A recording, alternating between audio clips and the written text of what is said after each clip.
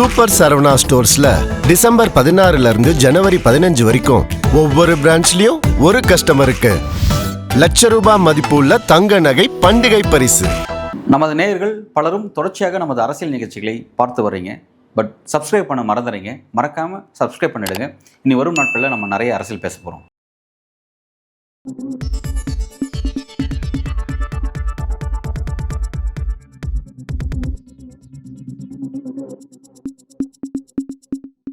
வணக்கம்.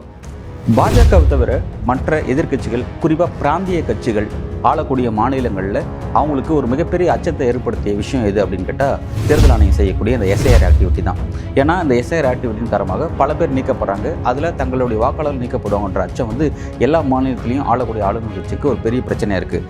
அந்த வகையில் இது எல்லாருக்கும் பிரச்சனையாக இருந்தாலும் பாஜகவுக்கு ஒரு நெருக்கடி ஏற்படுத்துகிற மாதிரியான ஒரு தரமான சம்பவத்தை கேரள முதல்வர் திரு பினராயி விஜயன் செஞ்சிருக்கிறாரு. அந்த விஷயத்தில் பாஜக மிகப்பெரிய டிஸ்டர்ப் ஆயிருக்காங்க. அப்படி இந்த எஸ்ஐஆர் ஆக்டிவிட்டிக்கு எதிராக பினராயி விஜயன் என்ன செஞ்சார் அப்படிங்கிறத இன்றைக்கி நம்ம பேசுவோம். இந்த எஸ்ஐஆர் ஆக்டிவிட்டி மூலமாக தமிழ்நாட்டில் 97 லட்சம் பேர், கிட்டத்தட்ட ஒரு 1 கோடி பேர் நீக்கப்பட்டிருக்காங்க அப்படிங்கிற விஷயம் நமக்கு நல்லா தெரியும். அதே மாதிரி கேரளாவில் எவ்வளோ பேர் நீக்கப்பட்டிருக்காங்கன்னா 24 லட்சம் பேர் நீக்கப்பட்டிருக்காங்க அப்படிங்கிறது நமக்கு நல்லா தெரிஞ்ச விஷயம். தமிழ்நாட்டை விட கிட்டத்தட்ட ஒரு 25% அப்படி தான் அங்கே நிகழ்ந்திருக்கு அப்படிங்கிறத நம்ம புரிஞ்சுக்கலாம். பட் இருந்தாலும் கேரளாவில் திரு பினராயி விஜயன் என்ன ஒரு ஆக்டிவிட்டியில் ஈடுபடுறாரு அப்படின்னா அதுக்கு எதிராக ஒரு அதிரடியான நடவடிக்கையில் ஈடுபட்டிருக்காரு. அது என்ன அப்படின்னா நேட்டிவிட்டி கார்டு இன்ட்ரடியூஸ் பண்ணக்கூடிய ஒரு விஷயத்தை செஞ்சுருக்கிறார். ஏற்கனவே அங்கே என்னென்னா இருப்பிடச் சான்று, வசிப்பிடச் சான்றுன்ற ஒரு சர்டிஃபிகேட் ஒன்று கொடுத்துருக்காங்க. அது ஒரு டெம்பரவரி தான் இருக்குது. ஸோ இப்போ என்ன பண்ணுறாரு அப்படின்னா ஒரு புகைப்படத்தோட கூடிய ஒரு பர்மனெண்ட்டாக இருக்கக்கூடிய ஒரு நேட்டிவிட்டி கார்டை அவர் இன்ட்ரடியூஸ் பண்ணுறாரு. இதை கேரளாவில் ஆளும் இடதுசாரி கூட்டணியினுடைய அமைச்சர் ஒப்புதல் கொடுத்துருக்காங்க. விரைவில் இதுக்கான சட்ட அங்கீகாரம் ஏற்படுத்த போகிறோம் அப்படிங்கிற விஷயத்தை சொல்லியிருக்காங்க. இது ஒரு முக்கியமான ஒரு பொலிட்டிக்கல் நடவடிக்கை பார்க்கப்படுது. இந்த நேட்டிவிட்டி கார்டை திரு பினராயி விஜயன் எப்படி நியாயப்படுத்துறாரு அப்படின்னு பார்த்தீங்கன்னா இது நாளைக்கு ஸ்டேட் கவர்மெண்ட் கொண்டு வரக்கூடிய பல்வேறு ஸ்கீம்ஸ், சில நலத்திட்டங்கள் கொண்டு வரும்பொழுது அதை பெறுவதற்கான ஒரு நல்ல ஒரு கருவியாக இருக்கும். இதன் மூலமாக நீங்கள் அதை பெற முடியும், ஒரு நல்ல ஒரு ஆப்பர்ச்சுனிட்டி இது அப்படின்ற மாதிரி சொல்கிறாரு. இது இந்த மாதிரியான விஷயங்கள் சொல்லப்பட்டாலும் கூட இன்னொரு விஷயத்தை கிளியராக அவர் சொல்கிறார். அது என்ன அப்படின்னா நாளைக்கு மத்திய பாஜக அரசு குடியுரிமை திருத்த சட்டத்தை அமல்படுத்தும் பொழுது அதன் அடிப்படையில் யார் இந்திய சிட்டிசன், யார் இந்திய சிட்டிசன் அல்ல அப்படிங்கிற ஒரு விஷயத்தை கேரளாவில் மேற்கொள்கிறாங்க அப்படின்னா அப்போ இந்த நேட்டிவிட்டி கார்டு உங்களுக்கு ஒரு பாதுகாப்பு வழங்கும் அப்படிங்கிற ஒரு விஷயத்தை அறிவிக்கிறாரு. முக்கியமான விஷயம். ரெண்டாவது, அது இப்போ ஏன் அவங்க செய்கிறாங்க அப்படின்னு கவனிக்கணும்.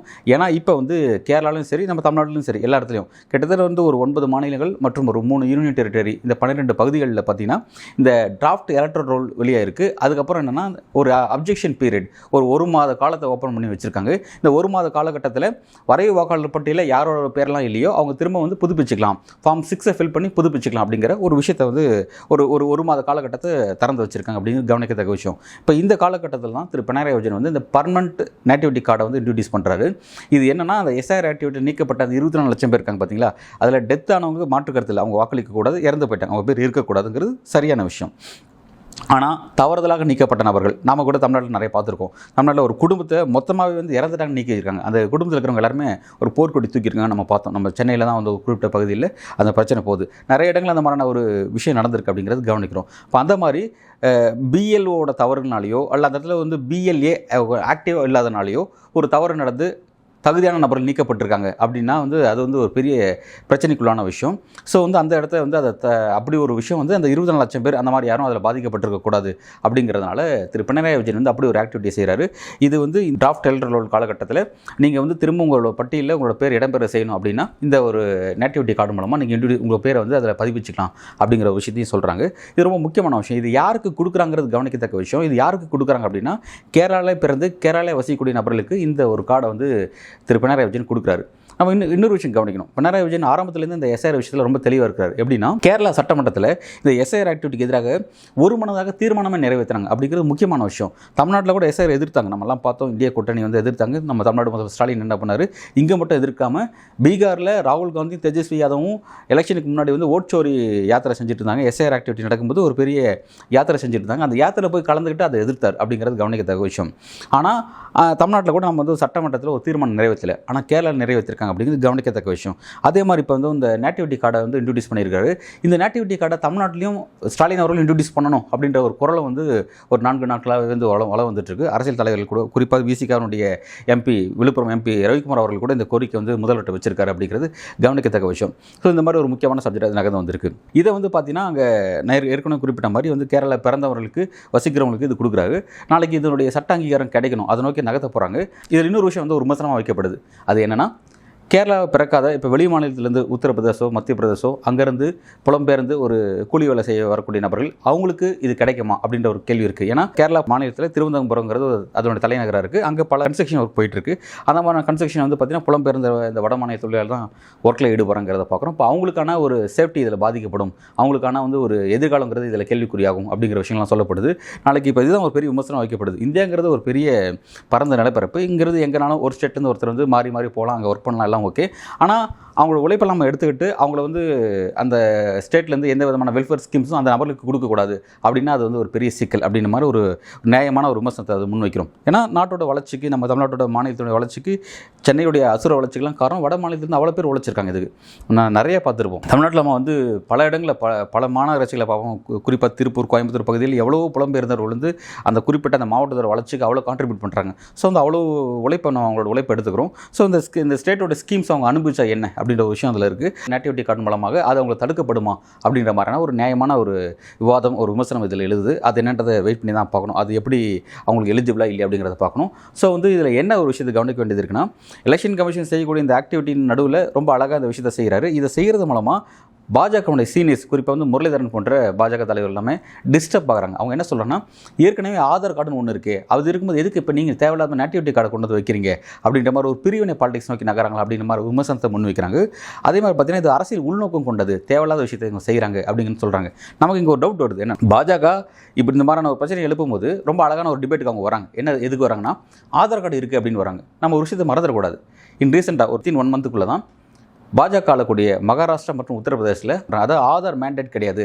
கவர்மெண்ட் ஸ்கீம்ஸ் பெறுவதற்கோ இல்லை வந்து ஒரு இடத்துல வந்து நீங்கள் உங்களுடைய இந்தியாவோட சிட்டிசன் இங்கே வந்து ஒரு ஸ்கீமை பெறுவதற்கு உங்களோட அத்தாட்சியாக நீங்கள் வந்து ஆதாரை காட்டக்கூடாது அப்படின்ற மாதிரியான ஒரு தீர்மானத்தை வந்து அங்கே கவர்மெண்ட் கொண்டு வந்தாங்க. குறிப்பாக உத்தரப்பிரதேசில் ஜியோ போட்டாங்க நான் நினைக்கிறேன். எக்ஸாக்டாக சப்ஜெக்ட் டு கரெக்ஷன் ஜியோ போட்டாங்க நான் நினைக்கிறேன். காரணம் என்னென்னா, அங்கே வந்து அதனுடைய அந்த டேட் ஆஃப் பர்த்தில் வந்து சில ஃபேக் விஷயங்கள் இருக்குது. அதே மாதிரி உங்களோட அட்ரஸில் சில ஃபேக் விஷயம் இருக்குது. ஸோ அதனால் வந்து அதை அக்செப்ட் பண்ண முடியாது அப்படின்ற மாதிரி சொல்கிறாங்க. நம்ம என்ன சொல்ல வரோம்னா, இதனால் வரையும் இந்த ஆதார் கார்டு தான் எல்லாத்துக்கும் மேண்டேட் இவங்க சொல்லிட்டு இருந்தாங்க. இந்த ஃபர்ஸ்ட் டைம் எஸ்ஐஆர் ஆக்டிவிட்டி கொண்டு வரும்போது தான் ஆதாரை மட்டும் அவங்க தூக்கி தூர போடல. குறிப்பாக அந்த எபிக் நம்பர் கொண்ட ஒவ்வொருத்தரும் தனித்தனியாக ஒரு எபிக் நம்பர் இருக்கக்கூடிய அந்த ஓட்டர் ஐடியை அவங்க வந்து வேண்டாம் கேன்சல் பண்ணாங்க அப்படிங்கிறது கவனிக்கத்தக்க விஷயம். அவங்க கொண்டு வரக்கூடிய அந்த 11 ஆவணம் மட்டும் தான் எலிஜிபிள். எபிக் நம்பர் கொண்ட ஓட்டர் ஐடி தேவை கிடையாது, ஆதார் கார்டு தேவைன்னு அவங்க சொன்னாங்க.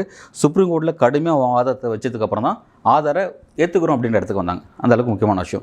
ஸோ வந்து இப்போ என்னன்னா, எலெக்ஷன் கமிஷன் கொண்டு வரக்கூடிய இந்த எஸ்ஐஆர் ஆக்டிவிட்டி எதிர்த்து அதுக்கு எதிராக ஒரு ஆக்கப்பூர்வ நடவடிக்கை நோக்கி நகர்ந்தா இப்போ இவங்க ஆதாரை தூக்கிட்டு ஓடி வராங்க அப்படிங்கிறது கவனிக்கத்தக்க விஷயம்.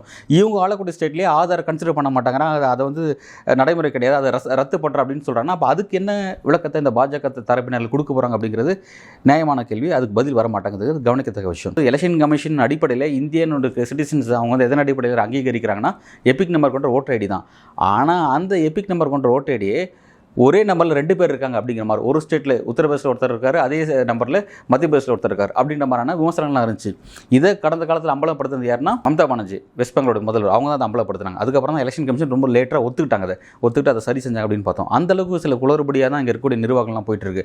அப்படி இருக்கும்போது இந்த மாதிரியான ஒரு நடவடிக்கை அப்படிங்கிறது உண்மையிலே பினராயி விஜயன் கொண்டு வந்திருக்க நடவடிக்கை மூலமாக பாஜக ஒரு பிரஷர் ஏற்பட்டிருக்கு அப்படின்னு நான் சொல்லி ஆகணும். நாளைக்கு இதோடைய பாசிபிலிட்டிஸ் செக் பண்ணி பார்க்கணும். ஏன் அப்படின்னா, ஒருத்தர் வந்து இந்தியாவுடைய குடிமகன் அப்படிங்கிற அங்கீகரிக்கிறதோ இல்லை அதை ரத்து பண்ணுறதோ அதுக்கான அதிகாரம்லாம் யூனியன் கவர்மெண்ட் தான் இருக்குது, மாநில அரசுகிட்ட கிடையாதுங்கிறது நமக்கு நல்லா தெரிஞ்ச விஷயம். ஆனால் அதை ஃபைட் பண்ணும் விதமாக இப்படி ஒரு நடவடிக்கை அப்படிங்கிறது இது கட்டாயமாக விவாதத்துக்கு உட்பட்ட விஷயம். ஒரு ஹெல்த்தியான ஒரு விவாதம் இதில் நடந்தால் மகிழ்ச்சியான விஷயம். அதை தாண்டி இதில் வந்து எந்தளவுக்கு வந்து பாசிபிலிட்டிஸ் இருக்குன்னு நமக்கு தெரியல அப்படிங்கிறத வெயிட் பண்ணி பார்க்கணும். ஆனால் இன்னொரு விஷயம் நம்ம கவனிக்க வேண்டியதாக இருக்குது. ஒவ்வொரு மாநிலத்துக்கும் தனிப்பட்ட அடையாளங்கள்னு சொல்லி இருக்கக்கூடாதுங்கிறதான் பாஜகவோட விருப்பமாக இருக்குது. அப்படி ஒரு சட்டம் கடந்த காலத்தில் இருந்தது, நமக்கு நல்லா தெரிஞ்ச விஷயம். நம்ம ஜம்மு அண்ட் காஷ்மீருக்கு இருந்தது ஆர்டிகல் 370, அதுக்குன்னு உண்டான ஒரு தனி சுப்பீரியர் பவர் இருந்துச்சு, அதை அவங்க காலி பண்ணாங்க. ஆனால் 370 தொட்ட அவங்களால 371A அப்படின்ற மாதிரி, அதாவது வடகிழக்கு மாநிலங்கள் அந்த 7 சகோதரிகள் இருக்குது பார்த்தியா, 7 சகோதரி ப்ளஸ் சிக்கிம் சேர்த்தா 8 சகோதரிகள். அந்த 8 சகோதரிகள் பார்த்திங்கன்னா வந்து 371 ஏலேருந்து 371 வரையும் நிறைய இருக்குது, ABC அப்படின்னு நிறைய இருக்குது. நிறைய அந்த பர்டிகுலராக அந்த ஸ்டேட்டுக்கு உண்டான சில இண்டிவிஜுவல் அடையாளங்கள் இருக்குது. அந்த அடையாளங்கள் டிஸ்டர்ப் பண்ணக்கூடாது அப்படிங்கிற மாதிரி சில சட்டத்தை கடந்த காலத்தை நிறைவேற்றி வச்சுருக்காங்க. அதெல்லாம் நடைமுறையில் இருக்குது. அது அங்கே மட்டும் கிடையாது, நம்ம மோடியோட குஜராத்தாக இருக்கட்டும், அது மகாராஷ்டிராவாக இருக்கட்டும், அதே மாதிரி கர்நாடகா இருக்கட்டும், இந்த மாதிரியான சில ஸ்டேட்ஸுக்கு கூட பார்த்திங்கன்னா சில குறிப்பிட்ட பகுதிகளில் ஒரு குறிப்பிட்ட பகுதியினுடைய ஒரு வளர்ச்சிக்காக ஃபண்டு ஒதுக்குறது, ஸ்பெஷல் ஃபண்டு ஒதுக்குறதோ, இல்லை அந்த ஒரு குறிப்பிட்ட பகுதியில் ஆளுநருக்கு ஒரு அதிகாரம் கொடுத்துருக்கிறதோ, அந்த மாதிரியான விஷயங்கள்லாம் கூட இருக்குது. அந்த மாதிரி இருக்கும் பொழுது இந்த இடத்துல இவங்க என்ன நினைக்கிறாங்க, எந்த ஸ்டேட்டுக்கும் தனிப்பட்ட அடையாளமே இருக்கக்கூடாதுன்னு நினைக்கிறாங்க. அந்த வகையில் பார்த்தீங்கன்னா இன்றைக்கி பினராயி விஜயன் கொண்டு வந்திருக்க ஒரு விஷயம் அப்படிங்கிறது, அவர் முழுக்க தங்களோட ஸ்டேட்டில் இருக்கக்கூடிய அந்த 24 லட்சம் பேர் நீக்கப்பட்ட அந்த 24 லட்சம் பேரை பாதுகாக்கக்கூடிய ஒரு நடவடிக்கை கொண்டு வராரு. அது எந்த அளவுக்கு எலிஜிபிள் அப்படிங்கிறது நமக்கு தெரியல. வரும் நாட்களில் நம்ம பொறுத்திருந்து பார்க்கணும். ஏன் அப்படின்னா, இந்தியாவில் சிறுபான்மையினர்கள், குறிப்பாக மத சிறுபான்மையினர்கள் அதிகமாக வாழக்கூடிய ஒரு ஸ்டேட் அப்படின்னு பார்க்கும்போது அது வெஸ்ட் பெங்கால் மற்றும் கேரளா தான். கேரளாவில் பார்த்தா கிறிஸ்தவரோட எண்ணிக்கையும் ரொம்ப அதிகம், முஸ்லீமோட எண்ணிக்கையும் ரொம்ப அதிகம். ஸோ வந்து அங்கே இருக்கக்கூடிய முஸ்லீம்ஸில் வந்து இவங்க இந்த எஸ்ஐஆர் மூலமாக டார்கெட் பண்ணக்கூடாது அப்படிங்கிறதுக்காக வந்து பினராயி விஜயன் துணிஞ்சு இந்த ஒரு இடத்துக்கு வராரு அப்படிங்கிறது நமக்கு தெரியல. எனவே இது ஒரு முக்கியமான ஒரு நகர்வுன்னு நான் பார்க்குறோம். இதையே இங்கே இருக்கக்கூடிய முதல்வர் ஸ்டாலின் அவர்களும் செய்யணுன்ற கோரிக்கை இங்கே வந்துட்டுருக்கு. அதோட பாசிபிலிட்டிஸ் நம்ம செக் பண்ணி தான் பார்க்கணும். ஆனால் உண்மையிலே வந்து எந்த ஒரு தகுதியான நபர்கள் இதிலிருந்து விடுபடக்கூடாது அப்படிங்கிற ஒரு நல்ல எண்ணத்துக்காக பினராயி விஜயன் கொண்டு வந்தானா அது பாராட்டத்தக்க விஷயம், மாற்றுக்கருத்து இல்லை. அதே மாதிரியான நடவடிக்கை உண்மையிலே ஸ்டாலின் அவர்களும் இங்கே கொண்டு வந்தானா உண்மையிலே இது வந்து ஒரு பாஜகவுக்கு ஒரு பெரிய நெருக்கடி ஏற்படுத்துகிற மாதிரி இருக்கும். உண்மையிலே இதோடைய சாதக பாதத்தை நம்ம செக் பண்ணி பார்க்கணும். அதுக்கான அதிகாரம் உங்களுக்கு இருக்கா, அதை யூனியன் கவர்மெண்ட் அங்கீகரிக்கிறாங்களா அப்படிங்கிறத நம்ம பார்க்கணும். ஆனால் ஒரு பெரிய விவாதம் நடக்கணும். இப்போ வந்து எங்களுடைய வாக்காளர்கள், எங்கள் ஸ்டேட்டில் இருக்கக்கூடிய வாக்காளர்கள், அவங்களை வந்து எந்த வகையிலும் வந்து வாக்களிக்க தகுதியற்ற நபர்லாம் நீங்கள் மாற்றக்கூடாது அப்படிங்கிற ஒரு வலுவான கோரிக்கை, அந்த கோரிக்கையினுடைய வடிவமாக தான் நம்ம இதை பார்க்குறோம். இதே மாதிரியான கோரிக்கை ஒவ்வொரு ஸ்டேட்லையும் எழணும் அப்படிங்கிறத நம்ம விரும்பி சொல்லக்கூடிய விஷயமா இருக்குது.